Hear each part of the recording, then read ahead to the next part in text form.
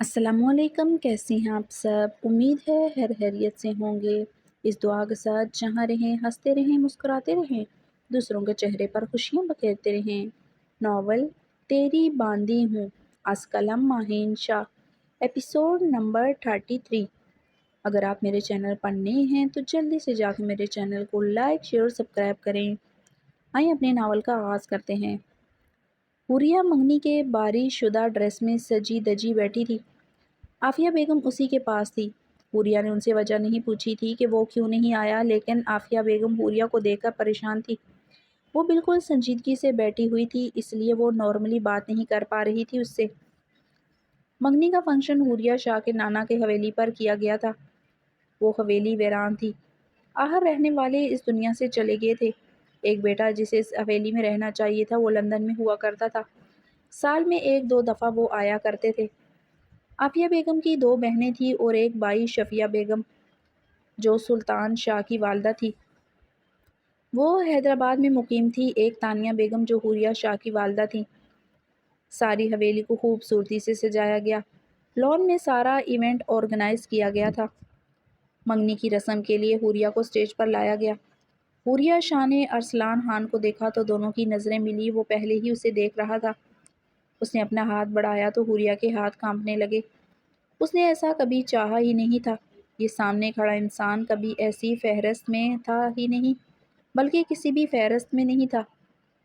سب لوگ منتظر تھے کہ حوریہ ہاتھ بڑھائے ارسلان کی جانب۔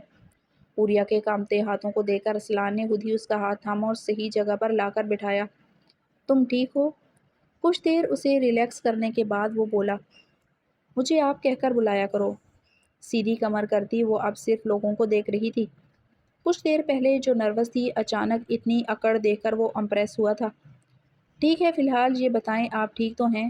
ہاں، جواب مختصر سا آیا تھا۔ آپ کیا کسی کو تلاش کر رہی ہیں؟ آخر وہ پوچھ بیٹھا تھا۔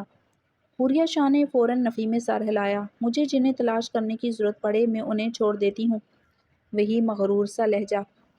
ارسلان نے حیرت سے اس سید زادی کو دیکھا۔ وہ آج دوبارہ اس پر دل ہار بیٹھا تھا۔ ویسے آپ نے میری تعریف نہیں کی، میں اچھا لگ رہا ہوں یا برا؟ اس نے ہمت کر کے پوچھا تھا۔ اتنا فری ہونے کی ضرورت نہیں، اور آج کے بعد اس طرح کے فضول سوال مجھ سے مت کرنا۔ وہ اسے دیکھ کر کہہ رہی تھی، آپ آج بتا دیں، آگے سے نہیں پوچھوں گا۔ ٹھیک لگ رہے ہو، اس نے جان چھڑانے کے لیے کہہ دیا۔ کچھ دیر بعد جب منگنی کی ساری رسمیں ادا ہو گئیں تو ختمی موقع پر سب تصویریں بنوا رہے تھے، جبکہ حوریہ کا کوئی انٹرسٹ نہیں تھا۔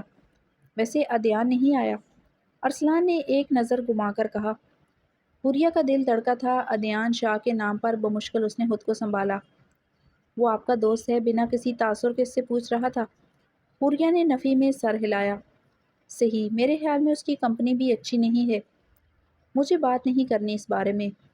حوریہ کو برداشت نہیں تھا کوئی عادی کے بارے میں ایسی فضول بات کرے۔ وہ کزن ہے آپ کا؟ ایک دفعہ وہ پھر بولا تو حوریہ نے اپنے ہاتھ میں موجود رنگ دیکھی جو کچھ دیر پہلے اس نے پہنائی تھی۔ اسے برا لگا تھا کہ وہ نہیں آیا آج۔ محبت نہیں کر سکتا تھا مگر آ تو سکتا تھا۔ حوریہ نے بے بسی سے اس بات میں سر ہلایا۔ وہ میرا فرسٹ کزن ہے۔ آواز سست سی تھی اور وہ یوں ظاہر کر رہی تھی کہ جیسے اسے نیند آ رہی ہے۔ چلو خیر چھوڑیں، ویسے آپ بہت پیاری لگ رہی ہیں۔ حوریہ کو اس تعریف سے کوئی مطلب نہیں تھا۔ تم ڈاکٹر ہو، صرف مریضوں کا علاج کرتے اچھے لگتے ہو۔ وہ بزنس لیڈی تھی، اس لیے ٹکا کر جواب دینا اس کی عادت تھی۔ ارسلان کو حیرت ہوئی، یہ لڑکی اس کی سمجھ سے باہر تھی۔ آپ کا علاج بھی میں کر لوں گا مسز حوریہ شاہ۔ تھیکی مسکراہٹ تھی اس کے لبوں پر، وہ تو جیسے منگنی کر کے ہواؤں میں تھا۔ حوریہ بمشکل اس کی باتیں سن رہی تھی۔ تمہیں پتہ ہے یہ سب حرام ہے اور تم ابھی بھی اجنبی ہو، اس لیے یہ باتیں مجھ سے مت کرو۔ آنکھوں کو پھیلا کر بولی، کیا خیال ہے نکاح کروا لوں؟ وہ تو ہلکے میں لے رہا تھا اسے، لیکن جان گیا تھا لڑکی ٹیڑھی ہے۔ کیا خیال ہے تمہارے اس طرح فری ہونے پر تمہارا قتل کر دوں؟ مقابل کم نہیں تھی۔ اللہ اللہ، تمہارا خاندان ہر بات پر یوں قتل و غارت پر کیوں اتر آتا ہے؟ ارسلان نے جانا چاہا تھا جواب۔ باتوں کا جواب دینے سے اچھا ہے بندہ ہی مار دو، اس لیے فضول بول کر میرا دماغ کھانے کی کوشش مت کرو۔ اسے غصہ آ رہا تھا، وہ ہر 2 منٹ بعد کچھ پوچھ رہا تھا، شاید اسے اچھے سے جاننے کی کوشش کر رہا تھا۔ بہت ہی کوئی سخت مزاج لڑکی ہیں آپ۔ آخر سوچنے کے بعد وہ یہی بول پایا تھا، مجھ سے بات مت کرو۔ وہ لفظوں کو دانتوں میں پیس کر بولی، آپ کو پتہ ہے ایسی عورتیں جہنم میں جاتی ہیں جو اپنے ہونے والے شوہر سے ایسے بات کرتی ہیں۔ حوریہ شاہ کا دل چاہ رہا تھا وہ اپنا سر ہی دیوار پر مار لیں۔ حوریہ تو اس کا آپ سن کر ہی تھک چکی تھی۔ کیا ہوا، آپ واقعی سیریس تو نہیں ہوگی؟ وہ اچھا خاصا تنگ کر رہا تھا اسے۔ حوریہ سے جواب دیتی اسی دوران ایشل جو حوریہ کی دوست تھی وہ آ ٹپکی۔ ہیلو جیجو، کیسے ہیں آپ؟ وہ ارسلان کو اپنا تعارف کروا نہیں پائی تھی اس لیے اب پھر ملنے آئی تھی۔ ارسلان نے ناسمجھی سے اسے دیکھا۔ میں ایشل ہوں، اس نے خوشی والے انداز میں کہا تو حوریہ نے نظریں جھکا لی۔ ارسلان اس لڑکی کے نام سے اچھی طرح واقف تھا، آخر حوریہ بن کر بات جو کرتی رہی تھی، اب ارسلان اسے شرمندہ کر کے ہی چھوڑنے والا تھا۔ تو آپ وہ ہیں جو حوریہ بن کر مجھ سے بات کرتی تھی؟ ستیہ ناس، حوریہ نے دل میں کہا۔ ایشل کا چہرہ اترا، اس نے حوریہ کو دیکھا، اسے لگا حوریہ نے اسے بتایا ہے۔ ایشل شرمندگی سے تھوڑا سا مسکرائی۔ آئی تھنک آپ مجھے حوریہ کو لے کر جانا چاہیے۔ ہاں، آپ اور آپ کی دوست کافی ہوشیار ہیں ویسے، اگلے بندے کو بے وقوف سمجھ کر خود کو نہ جانے کتنی عقل مند سمجھ لیتی ہیں۔ یہ طنز دونوں کو سمجھ آ گیا تھا۔ پتہ نہیں تم کیا بول رہے ہو، حوریہ نے انجان بنتے ہوئے کہا۔ میں نے ابھی تو کہا آپ دونوں مجھے بے وقوف سمجھتی ہیں، لیکن میں نہیں ہوں۔ حوریہ خاموش ہو گئی۔ ایشل بس حوریہ کو دیکھ رہی تھی۔ دونوں میں سے کسی کو احساس نہ ہوا کہ ہمیں معافی مانگ لینی چاہیے، جبکہ مقابل معافی کی ہی توقع کر رہا تھا۔ مجھے اس کے بابا نے کہا ہے اسے گھر لے جاؤں۔ ایشل شرمندہ تھی لیکن پھر بھی ڈیٹ بن کر بولی۔ حوریہ فوراً سے اٹھ کھڑی ہوئی۔ ویسے حوریہ میڈم، کیا اب تو آپ اپنی دوست سے بات نہیں کروایا کریں گی نا؟ وہ پیار سے ایک دفعہ پھر طنز کر گیا تھا۔ بے فکر رہو، ایسی کوئی حرکت دوبارہ نہیں کروں گی، وہ کہتی ایشل کے ساتھ جا چکی تھی۔ اسے کیسے پتہ چلا گاڑی میں بیٹھی وہ دونوں اب اس پر تبصرہ کرنے والی تھی۔ ایشل قسم سے شادی کے بعد اگر میں نے مرڈر کیا تو وہ انسان ارسلان ہی ہوگا۔ حوریہ کو اچھا خاصا تپایا تھا اس نے۔ کیوں بیوہ ہونا چاہتی ہو؟ ذہنی مریض ہونے سے بہتر ہے میں بیوہ ہی ہو جاؤں۔ حوریہ کو سر میں انتہائی درد محسوس ہو رہا تھا۔ اللہ نہ کرے، ویسے یہ بتا کہ اسے پتہ کیسے چلا کہ وہ تم نہیں میں تھی؟ پتہ نہیں ہے تو ڈاکٹر؟ وہ بھی الجھی تھی کہ آخر اسے کیسے پتہ چل گیا۔ ہے تو تیرے مقابلے کا، ایشل نے کہا تو حوریہ نے چپ اختیار کر لی۔ جو اس کی ٹائپ کا تھا وہ اسے نہیں ملا۔ یہ دکھ ساری عمر ساتھ رہنے والا تھا۔ آج عدنان شاہ اسے کالج چھوڑنے آیا تھا کیونکہ سکندر شاہ گھر پر نہیں تھے۔ آدھی آپ کو پتہ ہے حوریہ بہت پیاری لگ رہی تھی، کیوں آپ مجھے منگنی پر نہیں لے کر گئے؟ کل منگنی کی تصویریں حویلی آئی تھی اس لیے وہ کہہ رہی تھی۔ وہ نیند میں ڈرائیو کر رہا تھا، وہ بس منہ دھو کر اسے چھوڑنے کے لیے آیا تھا، مگر ڈرائیور کے ساتھ آنے سے وہ منع کر گئی تھی۔ بحث کرنے کی ضرورت نہیں، میں نے کہا تھا چلی جاؤ، تم خود نہیں گئی، اس میں میرا قصور نہیں۔ اچھا میں اکیلی ڈرائیور کے ساتھ جاتی، آپ کی غیرت کہاں ہے؟ اور ویسے بھی حوریہ آپ کو دوست جیسی ہے، آپ کو تو بالکل جانا چاہیے تھا، اسے کتنا برا لگا ہوگا۔ اتنی زبان مت چلایا کرو، مجھے لگتا ہے کالج میں جا کر تم بدتمیز ہو گئی ہو۔ آج شکایت لگا کر آؤں گا تمہاری، مجھے کوئی فرق نہیں پڑتا، ایک دفعہ چھوڑ 1000 دفعہ لگائیں۔ بوئی بہت ڈیٹ ہو تم۔ گاڑی کالج کے گیٹ کے سامنے روکتے ہوئے وہ اس کی سائڈ پر آیا، اسے اترنے کا اشارہ کیا۔ وہ باہر آئی تو عدنان شاہ نے اپنی جیب سے پیسے نکال کر اسے دیے۔ وہ صرف اس کے لیے کیش رکھنے لگا تھا۔ تھوڑے سے اچھے ہو گئے ہیں آپ۔ پیسے اس کے ہاتھ سے لے کر وہ اندر کی جانب چل دی۔ کیا واقعی اچھا ہو گیا ہوں؟ وہ خود کلامی کرتا ہنس دیا۔ رامین کلاس میں داخل ہونے لگی کہ باہر سے ہی دیکھ چکی تھی کہ اندر ٹیسٹ ہو رہا ہے۔ وہ فوراً پیچھے ہوئی۔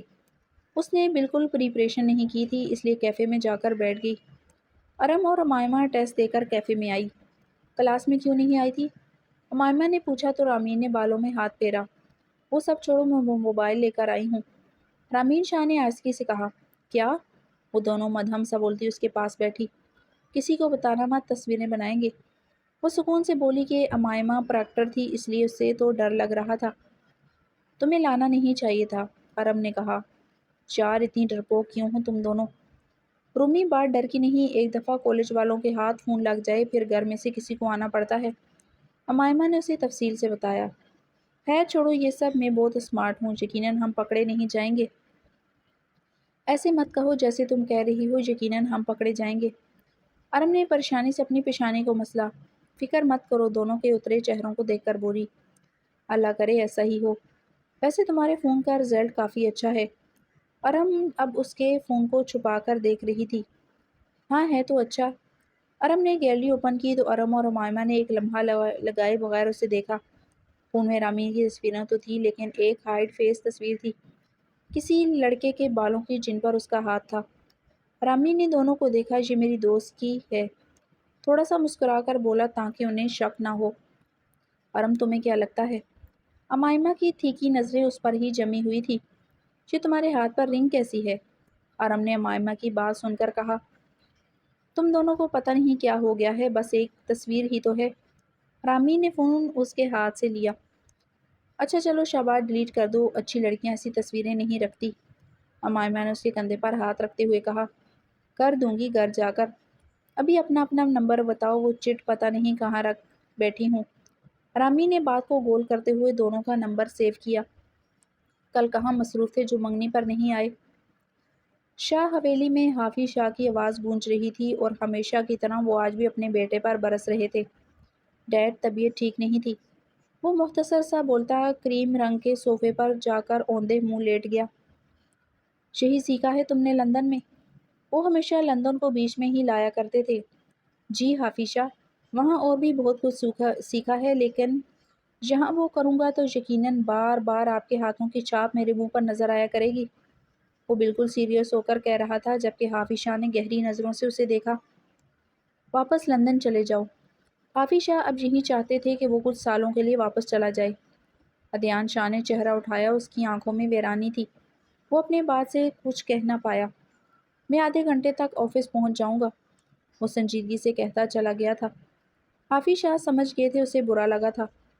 انہیں مسئلہ اس کی حرکتوں سے نہیں، بس وہ پریشان سے رہتے تھے کہ کہیں کوئی ان کے بیٹے کو نقصان نہ پہنچا دے۔ ان کے پاس ایک یہی تھا لیکن وہ سمجھتا نہیں تھا۔ وہ فہیم خان اور اس کے درمیان چلتے کیس کے بارے میں سب جانتے تھے۔ اس کے کراچی آنے کے بعد انہوں نے ہر جگہ اس کے پیچھے سیکیورٹی ٹیم لگائی ہوئی تھی جو سول کپڑوں میں ہمیشہ اس کے آس پاس رہتی تھی۔ اس کے اور فہیم خان کے درمیان چلتے کیس کو وہ خود ہینڈل کرنا چاہتے تھے لیکن وہ تھا کہ انہیں کچھ بتاتا نہیں تھا۔ حافظ شاہ جانتے تھے کہ کیس سارا پر چل رہا ہے اور انہیں بس اتنا معلوم تھا کہ وہ کیس اس لیے چل رہا ہے کہ ان کا بیٹا اب نہیں رہا، تو بدلہ کے لیے، اس لیے وہ اپنی بیٹی کو واپس چاہتے ہیں۔ ابھی تک وہ حقیقت سے انجان تھے لیکن اب وہ خود فہیم خان سے مل کر بات کرنا چاہتے تھے۔ رامین، ارم اور امائمہ نے لاسٹ لیکچر بنک کیا تھا۔ وہ ہلکی آواز میں میوزک لگا کر B S second last semester کی کلاس میں بیٹھی انجوائے کر رہی تھی۔ اس کلاس میں ایک لڑکی کی سالگرہ کا جشن منایا جا رہا تھا۔ ارم نے اس سے ہاٹ اسپاٹ لیا اور اس کے فون سے کنیکٹ کیا۔ سالگرہ کا جشن دھوم دھام سے جاری تھا۔ رامین شاہ اور وہ دونوں بیٹھی ان کو دیکھ رہی تھی۔ میرا برتھ ڈے تو بہت دور ہے، ارم نے اداسی سے کہا تو امائمہ نے بھی سرد آبری کیونکہ اس کی سالگرہ بھی دور تھی، لیکن رامین خوش تھی۔ کیا تم دونوں بھی ہمارے ساتھ انجوائے کرنا چاہو گی؟ بی ایس سی کی لڑکیاں امائمہ اور ارم کو جانتی اس لیے کہنے لگی۔ ہاں بالکل۔ ارم نے جلدی ہاں کی تو وہ دونوں بھی آگے آئی۔ انہوں نے کالج والوں سے اجازت لے کر پارٹی ارینج کی تھی۔ اب میوزک تیز کیا گیا تھا، لڑکیوں نے اچھا خاصا انجوائے کیا تھا۔ آ رہی تھی مرجانی دا بندوق بن کے، یہ گانا تھا جس پر سب نے ڈانس اور مستی کی۔ کچھ لڑکیوں نے بھنگڑا بھی ڈالا۔ رامین شاہ نے برتھ ڈے گرل کے کالے چشمے جو آج کل ٹرینڈنگ ٹاپ پر تھے وہ لیے اور کچھ اسٹیپس پر الگ سے ڈانس ویڈیو بنا کر اسے ریکارڈ کروایا۔ اب میں کتنی پیاری لگ رہی ہوں۔ رامین کے ساتھ ساری بی ایس سی کی لڑکیوں نے اس کی تعریف کی۔ تمہاری باڈی بہت سلم ہے، کیا تم نے ڈانس کلاسز لی ہیں؟ کنسا نے کہا۔ نہیں، میں بس کورین بینڈ کو فالو کرتی ہوں اس لیے تھوڑا بہت آتا ہے۔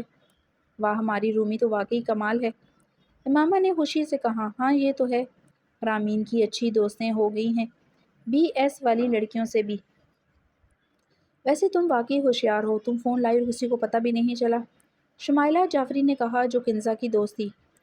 میں نے باہر استعمال ہی نہیں کیا، پکڑی کیسے جاتی؟ پوائنٹ۔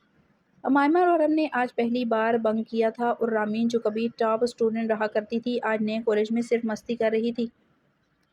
وہ بھول رہی تھی کہ اس کے ماں نے اسے پڑھانے کے لیے خود سے دور کر کے ہاسٹل بھیجا تھا اور آج اسے موقع ملا تھا اور وہ ضائع کر رہی تھی۔ چھٹی ہونے والی تھی جب اس نے عدنان شاہ کو اپنی ڈانس ویڈیو سینڈ کی۔ نہ جانے کہ اس کا چاہ رہا تھا اس لیے سینڈ کر بیٹھی۔ وہ بسنگ میٹنگ میں بیٹھا تھا جب اس کے فون پر نوٹیفیکیشن آیا۔ میٹنگ ہال میں موجود سب لوگ ڈسٹرب ہوئے تھے۔ آفیس شاہ نے اسے کتنی بار کہا تھا کہ فون سائلنٹ موڈ پر رکھا کرو میٹنگ کے وقت۔ ایک سیکنڈ ادھیان شاہ سب کو دیکھتے ہوئے فون کو سائلنٹ موڈ پر لگانے لگا۔ جب نظر اس کے نوٹیفیکیشن پر گئی تو مسکرایا۔ اس نے آج سے پہلے اسے کچھ نہیں بھیجا تھا، لیکن فون اس کے پاس کیسے تھا؟ یہ خیال اس کے ذہن میں ضرور آیا تھا۔ اس خیال کو جھٹک کر اس نے جلد میٹنگ اٹینڈ کی اور سب کے جانے کے بعد اس نے اس کی ڈانس ویڈیو دیکھی کہ وہ یقین نہیں کر پایا تھا کہ یہ اس کی سارہ ہے۔ کیا یہ میری سارہ ہے؟ اس نے بے یقینی سے دہرایا۔ وہ ایسی نہیں ہے۔ نہیں شاید ہے۔ اسے سمجھ نہیں آ رہا تھا۔ اسے دیکھ کر بھی یقین کرنا اس کے لیے مشکل تھا، لیکن نہ جانے کتنی بار وہ اس کی ویڈیوز کو دیکھ چکا تھا۔ اس نے آج سے پہلے کبھی اسے ڈانس کرتے نہیں دیکھا تھا، لیکن آج وہ دیوانہ وار اسے دیکھ رہا تھا۔ اتنا حیران کیوں ہو رہا ہے؟ تیری ہی بیوی ہے۔ آخر وہ ہنسا تھا۔ کالج میں فون لانے کی اجازت نہیں، پھر یہ کیسے لے گئی؟ وہ خدایا، وہ بہت تیز ہے، کچھ بھی کر سکتی ہے۔ آدھے گھنٹے بعد وہ اس کے ساتھ ریسٹورینٹ میں بیٹھا لنچ کر رہا تھا۔ آدھی رامی نے کولڈ ڈرنک پکڑے اس کا نام لیا۔ ہاں بولو۔ کیا مجھے اپنی دوستوں کو بتانا چاہیے کہ آپ میرے ہسبینڈ ہیں؟ یہ تمہارا رائٹ ہے، میں کچھ نہیں کہہ سکتا اس بارے میں۔ آئی تھنک تمہیں خود سوچنا چاہیے۔ میرا دل نہیں مانتا۔ اچھا تو پھر مت بتاؤ۔ لیکن میں ان سے چھپانا بھی نہیں چاہتی، تو پھر بتا دو۔ لیکن کہا نا دل نہیں مانتا، تو مت بتاؤ، لیکن اب مجھ سے مت پوچھنا۔ رامی نے ہنسی ضبط کی۔ آخر وہ الجھا تھا۔ آج اچھا خاصا شوق دیا تم نے۔ کون سا؟ اسے سمجھ نہیں آئی تھی۔ ڈانس والا۔ ویسے آج میرے سامنے بھی ڈانس کرو گی؟ رامین کے گال شرم سے لال پڑے۔ اچھا ڈانس کرتی ہو؟ کیا یہ تعریف تھی؟ لیکن وہ پہلے والا جملہ کیا تھا؟ وہ خود ہی سوچ رہی تھی۔ ویسے فون کی اجازت تو نہیں، تم کیسے لے گئی؟ میں چھپا کر لے کر گئی تھی، اور پکڑی بھی نہیں گئی، وہ فخر سے بتا رہی تھی۔ تم ڈانس کرنے نہیں پڑھنے جاتی ہو، اس لیے بہتر ہے کہ آج کے بعد فون تم اپنے ساتھ لے کر نہ جاؤ۔ رامین نے منہ بنا لیا۔ ادھیان شاہ نے سرد آہ بھری اور اسے عقل کی بات بتاتا تھا تو آگے سے ری ایکٹ میں منہ بنا لیتی تھی۔ عافیہ بیگم اور سائقہ بیگم لاؤنج میں بیٹھی جیولری دیکھ رہی تھی۔ کل مہندی کا فنکشن تھا۔ ویسے اور بھی بہت سی رسمیں تھیں، لیکن حوریہ شاہ نے بس مین ایونٹ کرنے کا ہی سوچا تھا۔ کل مہندی، ایک دن بعد بارات، اور اس سے اگلے دن ریسٹ اور پھر ولیمہ۔ ادھیان شاہ حویلی کے باہر لون والے سٹنگ ایریا میں احد کے ساتھ کھڑا بات کر رہا تھا۔ پانی کا گلاس پکڑے رامین کمرے کی بالکنی میں آئی۔ اسے نیچے کھڑا دیکھ کر اس کو شرارتاً ہنسی آئی۔ اس نے بنا سوچے سمجھے پانی اس پر پھینکا اور فوراً کمرے میں بھاگی۔ ایک دم سے پانی کا چھٹا اس کی گردن پر پھیلا۔ احد ہنس دیا کیونکہ وہ رامین کو دیکھ چکا تھا، جبکہ ادھیان شاہ کا رخ اگلی طرف تھا، اس لیے وہ دیکھ نہیں پایا تھا۔ کس نے کیا یہ؟ وہ اپنی گردن پر ہاتھ رکھتے احد سے پوچھ رہا تھا۔ تمہاری پیاری سی بیوی نے۔ احد نے بالکنی کی طرف اشارہ کیا ہی کہ ادھیان شاہ کے چہرے پر مسکراہٹ کھلی۔ سارے دن کا موڈ اب کہیں جا کر بہتر ہوا تھا۔ لگتا بہت شرارتی ہے۔ احد اس کی شرارت دیکھ کر بولا۔ انتہا کی پورا مقابلہ کرتی ہے۔ ویسے تو ایسی ہی بیوی چاہتا تھا، رائٹ؟ ہاں شاید۔ چل اب میں چینج کر لوں، پھر ملتے ہیں۔ وہ کمرے میں داخل ہوا تو رامین نے حیرت سے اسے دیکھا۔ یہ گردن سے آپ کی شرٹ گیلی کیوں ہے؟ اس قدر حیرت سے ادھیان شاہ نے نارمل سا تاثر دیا۔ کیوں، آپ کو پسینہ آیا ہے؟ اس کے پاس آتی بولی۔ ہاں پسینہ ہی آیا ہے۔ اس کا دوپٹہ پکڑ کر وہ اپنی گردن کے گرد پھیرنے لگا۔ آج لپسٹک لگائی ہے؟ اس کے ہونٹوں پر چاکلیٹ لپ بام لگا ہوا تھا جو امائمہ نے اسے زبردستی لگایا تھا۔ ویسے یہ بام ہے، لیکن کیا اچھا نہیں لگ رہا؟ اچھا لگ رہا ہے، لیکن نیچرل ہونٹ زیادہ پیارے لگتے ہیں۔ اس نے غور سے اس کے ہونٹ دیکھے تھے۔ میں ریموو کر دوں گی۔ خیر اگر تمہیں اچھا لگتا ہے تو مجھے کوئی پرابلم نہیں، لیکن مجھے پرابلم ہے، اس لیے میں ریموو کر دوں گی۔ اب وہ خود اس کی گردن کو خشک کر رہی تھی۔ بس ہو گیا، میں چینج کرنے کے لیے ہی آیا تھا۔ آدھی میں نے سوچا تھا ہم ساتھ رہیں گے آج۔ میں کچھ ہی دیر میں واپس آ جاؤں گا، پھر ساری رات تمہارے ساتھ ہی رہوں گا۔ وہ ڈریسنگ روم کی جانب بڑھ گیا اور چینج کر کے واپس آیا۔ رامین اسے ہی دیکھ رہی تھی۔ میں انتظار کروں گی، جلدی آ جائیے گا۔ میری جان واقعی اچھی بیوی بنتی جا رہی ہے۔ آپ کو ایک بات بتاؤں؟ ایک نہیں، ہزار بتاؤ، کیونکہ آپ میرا دل اپنی بیوی کی باتیں سننے کا کر رہا ہے۔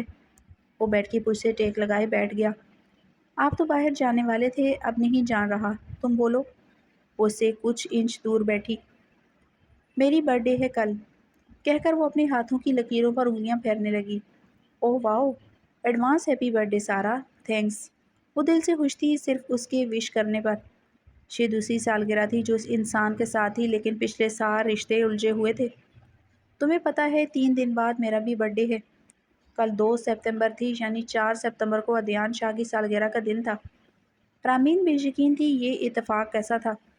آپ کو بھی advance happy birthday. Thanks birthday girl, اس کی ناک کھینچتے ہوئے بولا۔ چلو اب گفٹ تو مجھے۔ ادیان شاہ نے اپنا ہاتھ آگے بڑھایا۔ رامین شاہ نے اس کا ہاتھ تھاما۔ ساری زندگی ساتھ چلوں گی۔ کچھ پل کے لیے سیاہ آنکھیں صرف سنہری آنکھوں کو دیکھنے کی مرکوز کی، جیسے زندگی میں اور کہیں سکون ہی نہ ہو۔ یہ گفٹ واقعی اچھا ہے، سوچنے والے انداز میں بولا گیا۔ اور اب میرا گفٹ؟ اپنا ہاتھ اس کی ہتھیلی سے اٹھا کر آگے بڑھا گئی، جیسے امید ہو کہ سامنے والا انسان اسے بہت اچھا گفٹ دے گا۔ کیا چاہیے تمہیں؟ بے حد پیار سے اس نے پوچھا۔ مجھے تو بہت کچھ چاہیے۔ پرسکون سی سنہری آنکھیں جو اب ادیان شاہ کو اپنی گہرائی میں لے کر ڈوب رہی تھی، خلوص سے بولی۔ ایک ایک کر کے بتاتی جاؤ۔ وہ اس کی ساری خواہشیں پوری کرنے کا ارادہ رکھتا تھا۔ رامین نے سر اس بات میں ہلایا۔ پہلے گفٹ کے طور پر سب سے پہلے یہ بتائیں میں کیسی عورت ہوں؟ اس کے دل میں کافی سوالات تھے، لیکن سب سے اہم یہ لگا تھا۔ چہرہ نیچے کی جانب جھکائے ہوئے وہ ادیان شاہ کو دیکھ نہیں رہی تھی، وہ بس اپنا جواب چاہتی تھی۔ ادیان شاہ کے لیے یہ بیان کرنا مشکل نہیں تھا کہ یہ کیسی عورت ہے۔ اگر وہ کسی اندھیرے نما کمرے میں داخل ہوتی تو اس کے پاس یہ چراغ کی مانند ہوتی۔ ادیان شاہ نے اس کی تھوڑی کو نرمی سے پکڑ کر اوپر کیا۔ تم میری پسندیدہ عورت ہو سارا۔ شفاف لہجہ، محبت بھری نگاہیں، دونوں کے دھڑکتے دل، یہ منظر خوبصورت تھا۔ رامین شاہ کچھ بول نہیں پائی تھی۔ یہ شاید مشرقی عورتوں کی فطرت ہوتی ہے، جب بھی انہیں کوئی بتاتا ہے کہ تم خاص ہو تو وہ خاموش ہو جاتی ہیں۔ ادیان شاہ نے کچھ دیر اس کے فریکلز والے گلابی گالوں کو دیکھا اور پھر انہیں تھپکا۔ پڑھائی کیسی جا رہی ہے؟ رومی کو کچھ اور بھی پوچھنا تھا اور آج وہ پوچھنے کا ارادہ رکھتی تھی۔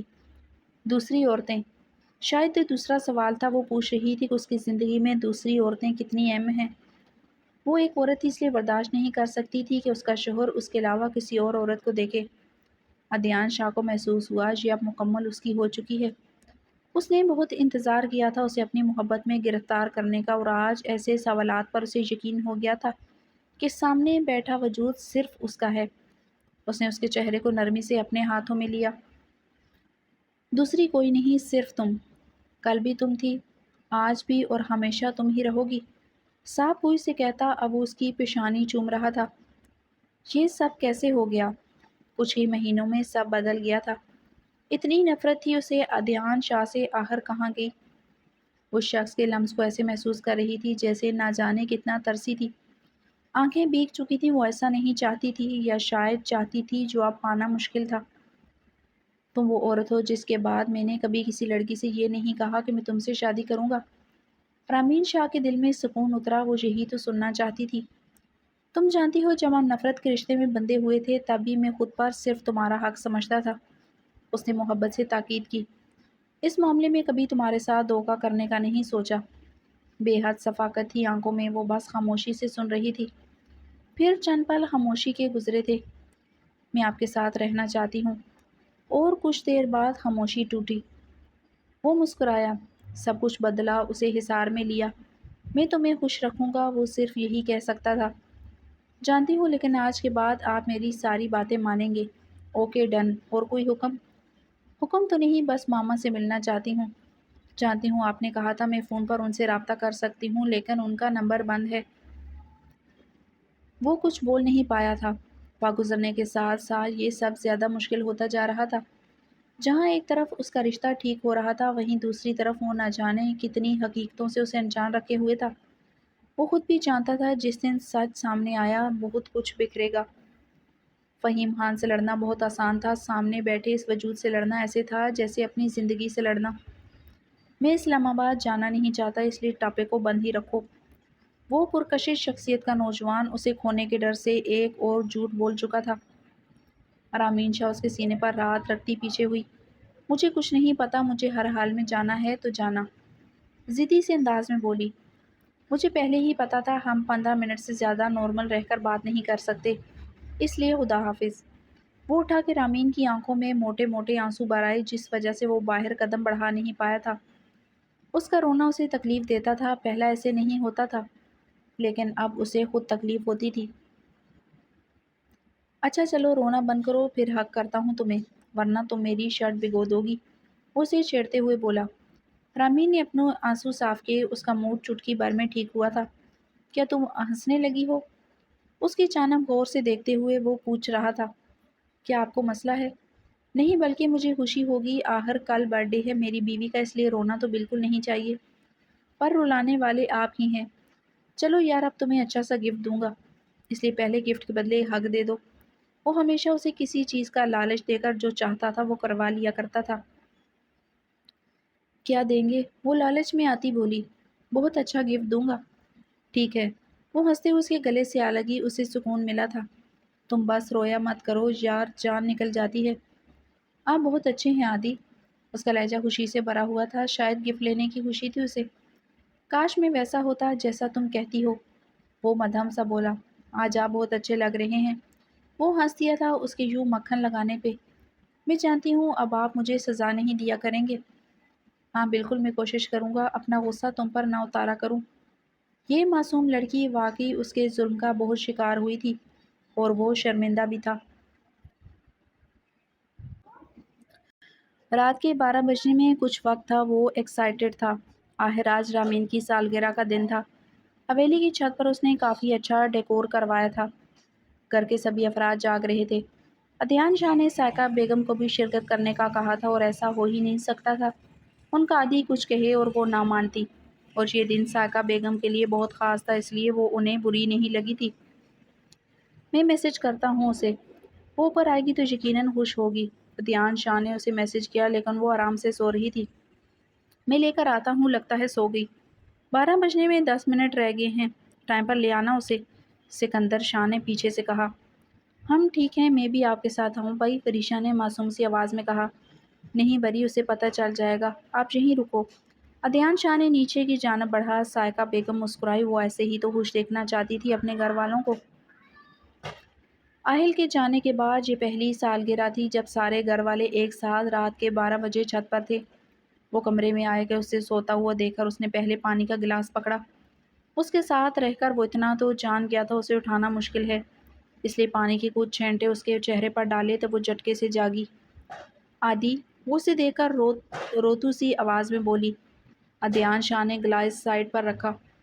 چلو اٹھو، چھت پر ایک بہت پیاری چیز ہے، تمہیں دکھاتا ہوں۔ اب وہ بلینکٹ اس کے گر سے ہٹا رہا تھا۔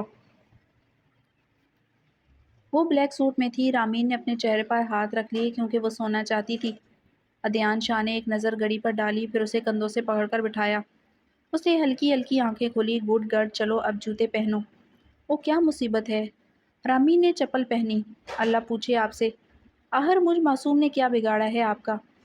چلو باتیں مت کرو، وہ اس کے ساتھ چھت کی جانب قدم بڑھا رہی تھی۔ آدھی آنکھیں بند اور آدھی کھلی تھی۔ جیسے ہی وہ سیڑھیوں کا آخری سٹیپ لے کر ٹیرس پر پہنچے، وہ تو چھت پر سب کو دیکھ کر شوق رہ گئی۔ نیند تو جیسے ہوا ہوئی تھی۔ ہیپی برتھ ڈے سارا، سب سے پہلے عدنان شاہ کی آواز اس کے کانوں میں گونجی۔ رامین نے اسے دیکھا اور پھر ایک ہی سطر میں سب کی آواز نے اس کا دھیان اپنی طرف کھینچا۔ وہ تو ساکن کھڑی تھی، وہ تو کبھی سوچ بھی نہیں سکتی تھی وہ منظر اس کے سامنے تھا۔ میں بھی دس از اے ڈریم۔ وہ منہ میں بڑبڑاتی عدنان شاہ کو دیکھ رہی تھی کیونکہ اپنی آنکھوں پر یقین کرنا مشکل تھا۔ نہیں، یہ کوئی خواب نہیں ہے۔ اس کے علم میں تھا کہ وہ حیران ہوگی، اس لیے بتانے لگا۔ ہیپی برتھ ڈے سارا۔ سب نے باری باری اسے سینے سے لگا کر پیار کیا۔ سائقہ بیگم نے بس روکھا سا اسے وش کر دیا تھا۔ رامین کو تو اس کی بھی توقع نہیں تھی۔ آپ کتنے سال کی ہو گئی ہیں؟ میں پورے 19 سال کی ہو گئی ہوں۔ عدنان شاہ کے علاوہ سب حیران تھے۔ سب اصل سارا کی عمر جانتے تھے، جس حساب سے یہ 21 سال کی تھی۔ وریشا نے خوشی سے کیک کی طرف اشارہ کیا۔ ہاں چلو کیک کٹ کرو۔ عدنان شاہ نے کینڈلز جلائی۔ اس نے کیک کٹ کیا جس پر سارا لکھا ہوا تھا۔ اگر اس کا اپنا نام لکھا ہوتا تو یقیناً خوشی دگنی ہوتی۔ گفٹس تو بھائی اب کل ملیں گے، حافظ شاہ نے کہا۔ حافظ شاہ، آپ سب نے میرے لیے اتنا کیا، یہ بھی ایک گفٹ ہے میرے لیے۔ رامین کو یہ سرپرائز پسند آیا تھا اور اب وہ کیک کھانے میں مگن تھی۔ شاہ حویلی میں زیادہ کیک کوئی نہیں کھاتا تھا سوائے آہل سکندر شاہ کے، لیکن آج اس سے مسلسل کھاتا دیکھ کر انہیں آہل کی جھلک اس میں دکھائی دی تھی، خاص کر کے سائقہ بیگم اور سکندر شاہ کو۔ عدیان شاہ نے اسے زیادہ کھانے سے روکا۔ آپ نے تو مجھے گفٹ دیا ہی نہیں۔ رامین کو بیگ وقت یاد آیا تھا۔ ہاں تو کل دوں گا، سالگرہ تو کل ہے نا۔ لیکن تمہیں دینا چاہیے، سالگرہ شروع تو ابھی ہوئی ہے نا۔ عافیہ بیگم نے اپنی بہو کی سائڈ لی تھی۔ حافظ شاہ اور سکندر شاہ آگے ہی اس کی طرف تھے، اس لیے عافیہ بیگم کی ہاں میں ہاں ملائی۔ دیکھیں 3 لوگ میری طرف ہیں، شرافت سے مجھے میرا گفٹ دیں۔ آپا میں تو ہوں ہی آپ کی طرف۔ پریشا نے جب اس کا ہاتھ تھاما تو رامین نے مسکراہٹ کے ساتھ ابرو اٹھائے۔ چلو میں جا کر سوتا ہوں، سارے گھر والوں کو تو اب تم عزیز ہو، ان سے ہی لو تحفے۔ رامین نے گہری سانس لی اور واقعی اس کے لیے کچھ نہیں لایا تھا۔ جب وہ نیچے کی جانب بڑھنے لگا کہ سائقہ بیگم کی آواز پر رکا۔ بیوی کو تحفہ چاہیے اور تم ایسے ہی جا رہے ہو، یہ تو غلط بات ہے۔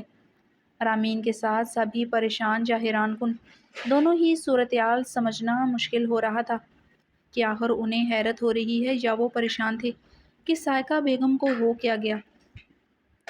ابھی وقت ہے تحفہ دینے میں، اور میں جیت کے ساتھ ہی اسے اس کا تحفہ دوں گا۔ رامین کو سمجھ نہیں آئی تھی کیسی جیت۔ کمرے میں آ کر بھی وہ یہی سوچتی رہی۔ جب وہ کمرے میں آیا تو وہ اس کے سامنے آن کھڑی ہوئی۔ کیسی جیت؟ ابھی سو جاؤ، کالج جانا ہے صبح۔ نہیں جانا مجھے۔ اچھا ٹھیک ہے مت جانا، لیکن مجھے سونے دو۔ وہ بیڈ کی لیفٹ سائڈ پر لیٹ گیا۔ آپ نے سارا کا نام لکھوا کر اچھا نہیں کیا۔ تم سارا ہی ہو، کوئی اور بننے کی کوشش نہ کرو۔ وہ آنکھیں بند کر کے لیٹ گیا۔ رامین کا چہرہ سنجیدہ اور سپاٹ تھا۔ وہ بھی اس کے پہلو میں آ کر بیٹھی۔ کچھ دیر اسے دیکھا، پھر اس کے کندھے پر سر رکھ گئی۔ مقابل نے آنکھیں کھولی تو نظریں آمنے سامنے ہوئیں۔ بہت پیاری ہو تم۔ اس کے الفاظ پورے ہونے سے پہلے ہی وہ منہ پھیر کر کروٹ لے گی۔ اتنا غصہ آہر کیوں؟ اس کے بالوں کو نرمی سے چھوتا وہ بول رہا تھا۔ آپ کو مجھ پر یقین کیوں نہیں؟ چہرہ ابھی بھی دوسری جانب تھا۔ تم زیادہ سوچ رہی ہو۔ اس کے کندھے کو تھپک کر وہ اسے اپنی جانب کروٹ لینے پر مجبور کر گیا۔ کل مہندی پر تو مجھے لے کر جائیں گے نہیں؟ اسے اب یہ ٹاپک یاد آ چکا تھا۔ آنچا پھر سے کون سا ڈریس پہنو گی؟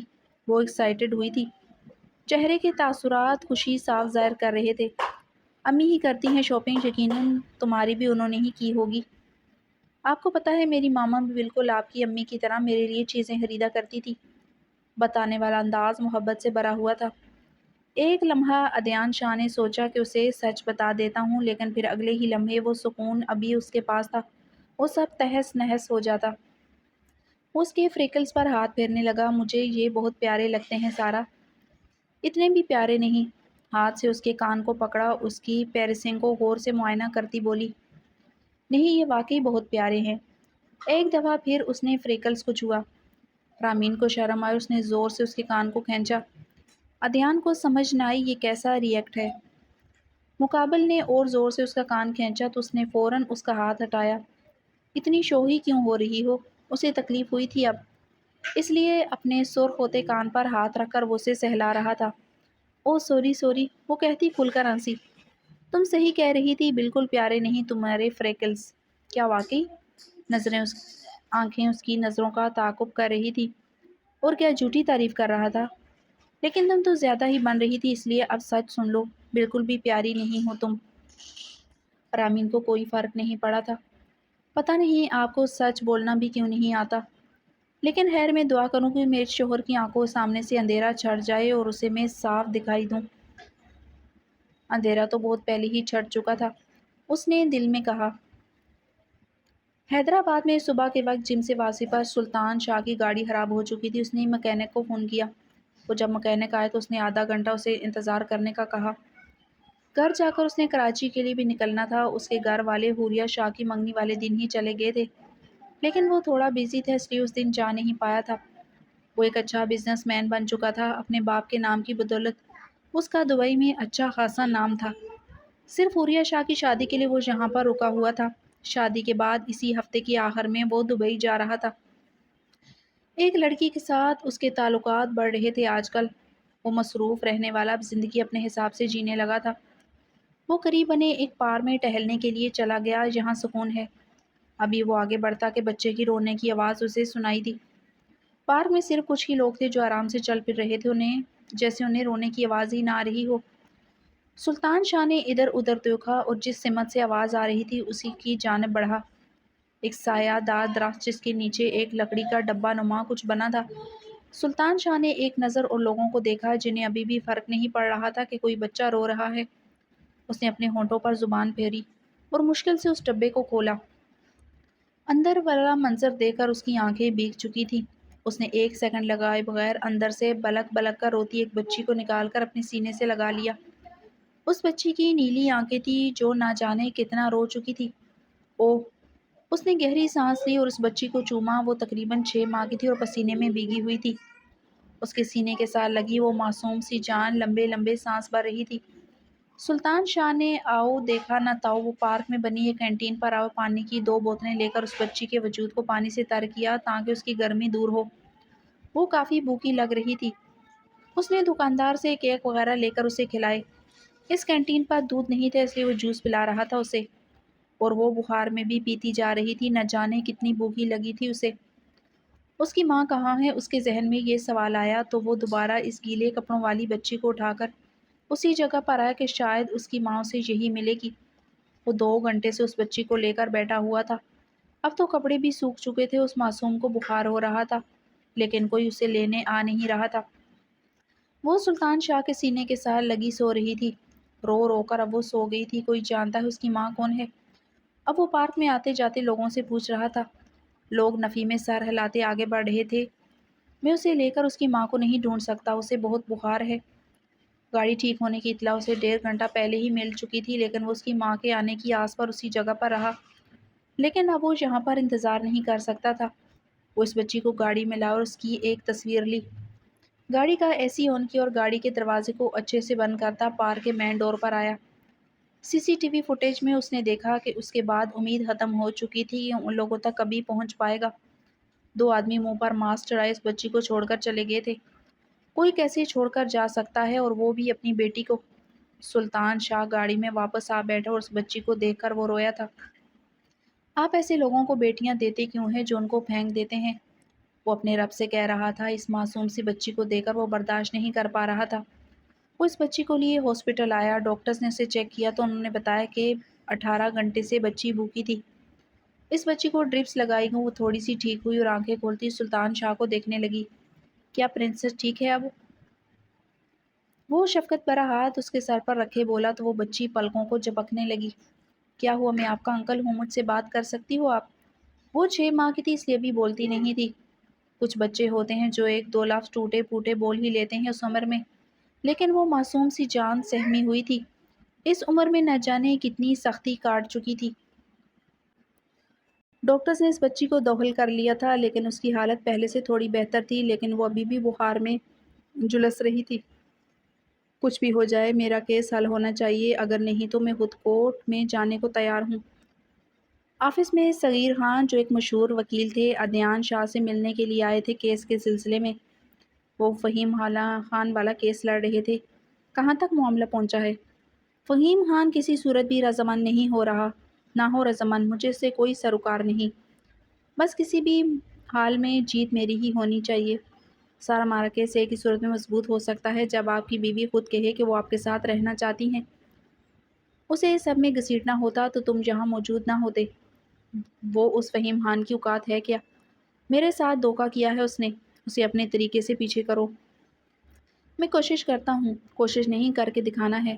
جی۔ صغیر صاحب کے جانے کے بعد وہ آرام سے بیٹھا۔